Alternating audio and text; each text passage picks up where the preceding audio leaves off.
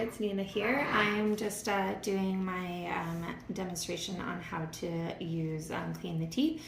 So I have my corrective tape that I've actually put on along these teeth here, and just wanted to explain that this is a pretty old model. It was a hand-me-down to our clinic, so this tooth is like loose, so it might pop out while I'm doing it.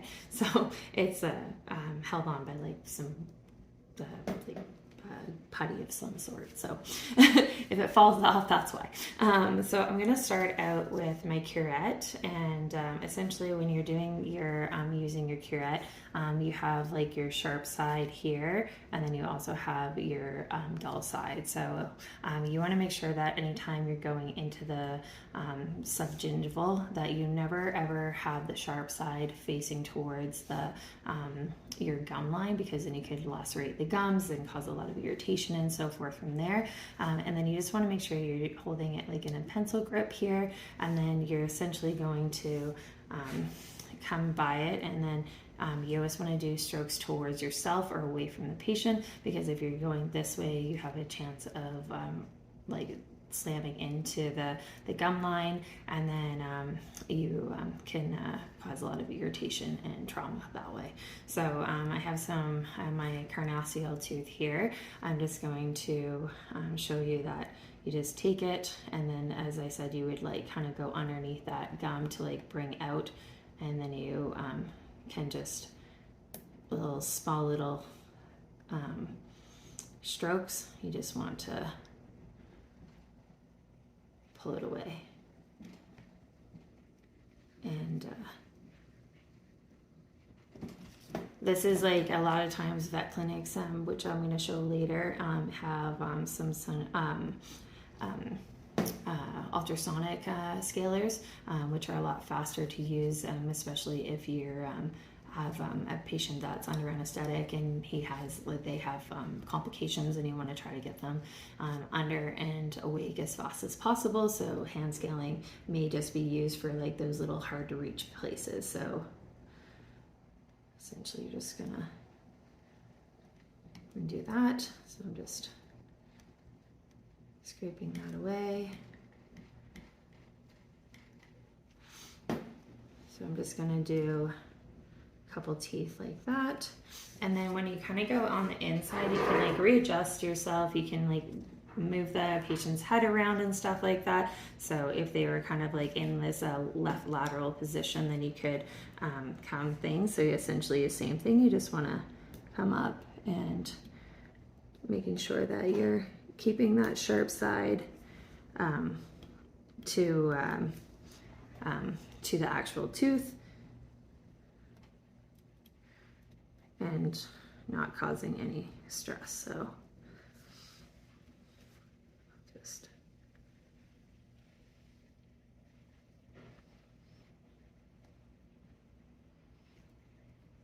there's multiple different ways to position your patient when they are for dental. So I'm just gonna put this down. So some people will do everything in a lateral position. Some people will put them in a DV position, so they're upside down like this. And sometimes I've seen it where they're in sternal the entire time. The sternal position is a little bit more difficult because the mouth is gonna like naturally close on itself. Well, when they're in this position, the mouth kind of like stays up a little bit like this. So I'm just opening up this mouth. This would never be this open, but just because this is a model, I just wanted to kind of show. So I'm just going to readjust, and then I'm just going to turn my camera off, and then I'm going to start the next curette. All right, I'm back, and now I'm just using my universal scaler here, and my CMs is standing by just in case to essentially monitor Tori. So the same thing is that you have a sharp end, and then you have a smooth edge. So you just want to make sure that you're again keeping the sharp edge towards the tooth and the small. So when you do that subgingival thing, so you essentially want to make sure that you're going in smooth and then you're coming out. So you don't want to like jam it into there, and just like you want to be as as gentle as possible when you're working with the gum line, because you don't want to introduce bacteria, you don't want to cause trauma and so forth from there. And the same thing with this, you're just gonna do it with your pencil grip, your modified pencil grip. I hold pencils weird. I've tried, like, this is essentially like the way that it feels comfortable with me, and I feel like I have the most control. So this one here, you can just, essentially you're just gonna do that same motion of scraping and then going under that layer of gum, you're just gonna actually pull it up. So as you can see, this is just tape, so don't actually, just pushing that back down. That's not appropriate to do. That is just because I was pulling up the sticky tack there. So, and then you can actually like turn it to then get into those teeth, and then you're to pull it up.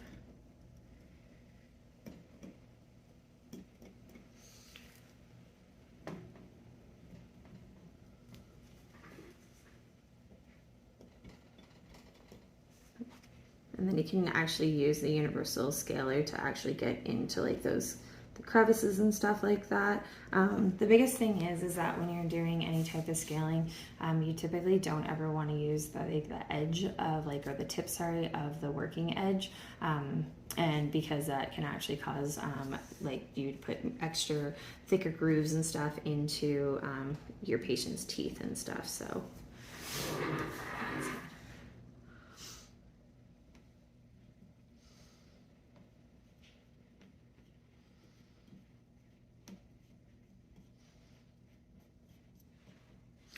and then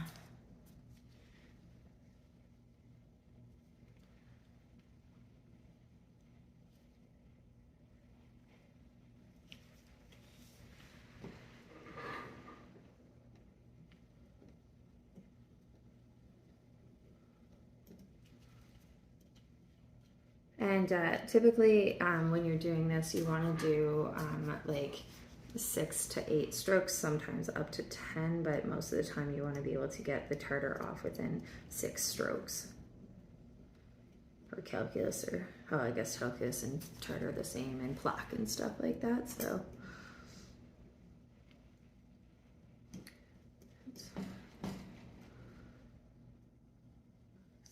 had a little bit of stuff built up there, so. And I said you just kind of get into those like crevices and stuff like that. So you just come up.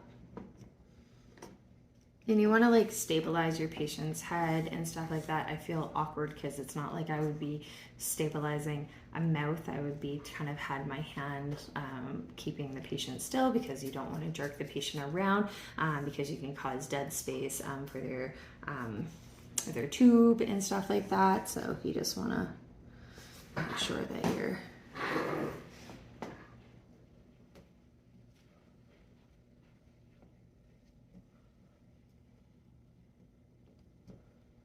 you just want to make sure that everything stays stable. You don't want to just be like jamming around and causing issues like that. So you just want to make sure you're being as gentle as possible with your patient. So yeah, that would be the universal scaler there.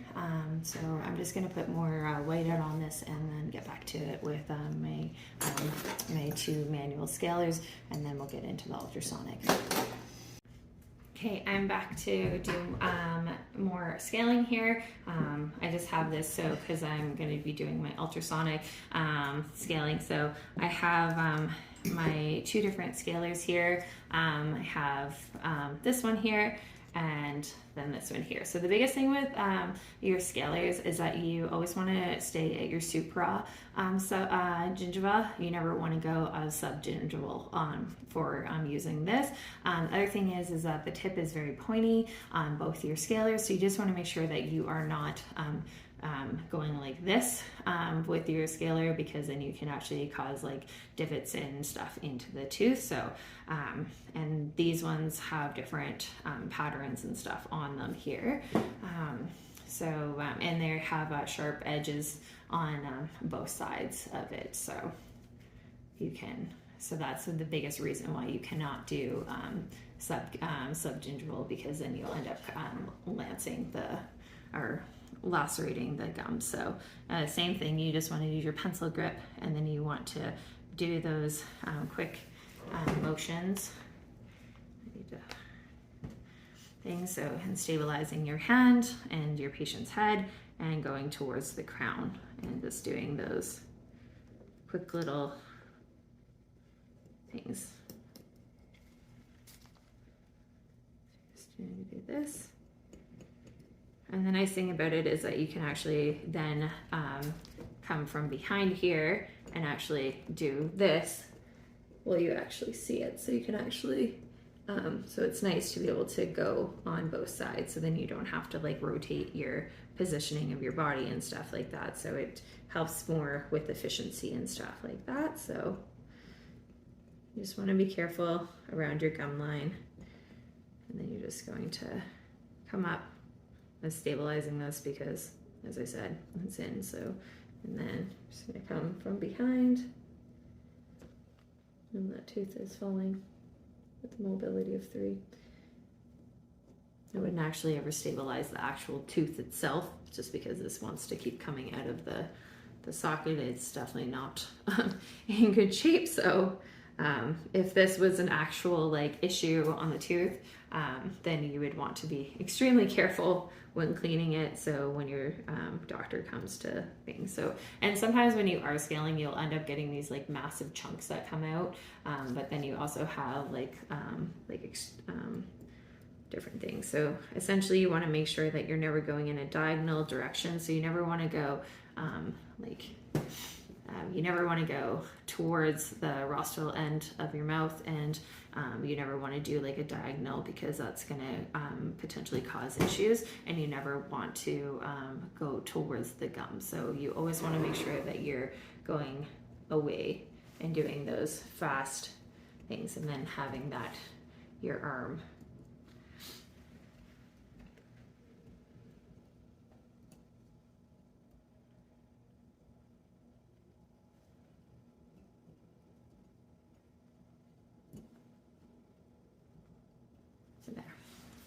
So yeah, that's essentially what you're going to do with that. And the same concept is with your other scaler. You're going to do the same thing, is that you just do those quick little thing. You have your pencil grip here, stabilizing your hand, and just scraping away. And then you, as I said, you can use your other side to scrape, and just don't go into the subgingival. You always want to do your supra. So you're just gonna clean that off.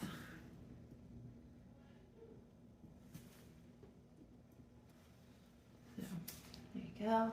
And then I'm just gonna put some more of this on, and then come back and do what am I saying? And do the ultrasonic scaler. All right, so I'm back with my ultrasonic scaler here. So I have my little tip here, and then I'm just gonna hold this in the pencil grip as well. And then I have my little pedal underneath me here. So I'm gonna turn the pedal on, and as you can see, there's water that's gonna come out of this. So I usually just kind of hang it over the edge here. And then you get a little bit of it's like a vibration thing. So the same concept that you're gonna use with your curettes, you're going to hold that, and you're just gonna do those little things. So you want to do this, it's the same motion. You want to go from the gum line down to the towards the crown, and making sure that you're not doing it in a diagonal fashion. So, and then I'm just gonna, just because this is a little bit wet, I'm just grabbing some gauze here.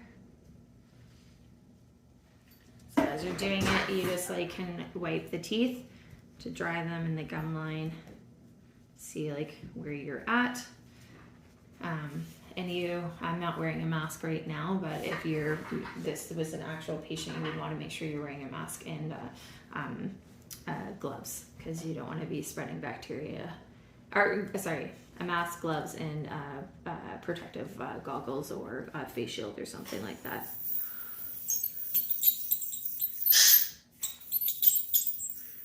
And even though that this doesn't have sharp edges, it's rounded around the edge, you want to make sure that you are still not going into the subgingival. You would always use your curettes for that.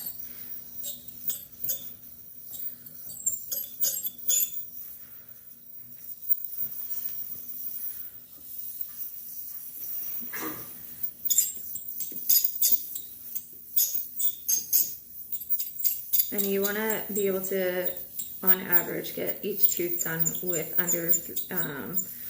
under 10 seconds.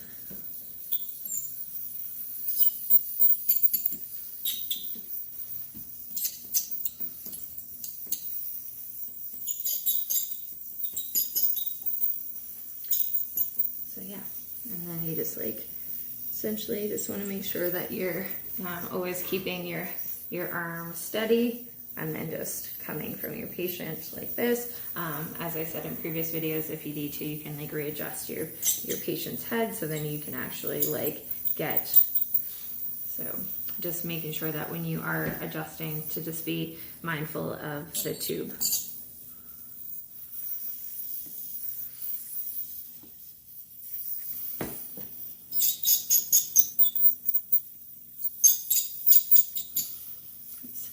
So as my hand's kind of in the way there.